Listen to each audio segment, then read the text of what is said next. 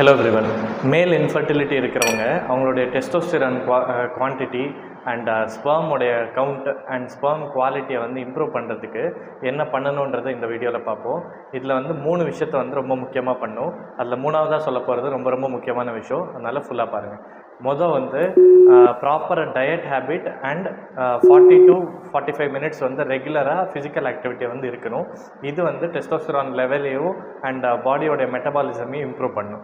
Second வந்து பாடியில் வந்து உஷ்ணம் அப்படின்னா ஹீட் அதிகமாகாத மாதிரி பார்த்துக்கணும். அதனால் ப்ராப்பராக டீஹைட்ரேட் ஆகாத மாதிரி ப்ராப்பராக ஹைட்ரேஷனாக வச்சுருக்கணும்.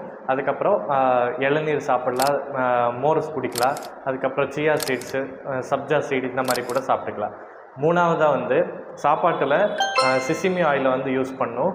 அதோடு சேர்ந்து டெய்லி மார்னிங் 1 ஸ்பூன் சன்ஃப்ளவர் சீடை வந்து சாப்பிடணும். இதனால் வந்து டெஸ்டோஸ்டிரான் லெவல் இம்ப்ரூவ் ஆகும், ஸ்பெர்ம் குவாலிட்டி இம்ப்ரூவ் ஆகும்.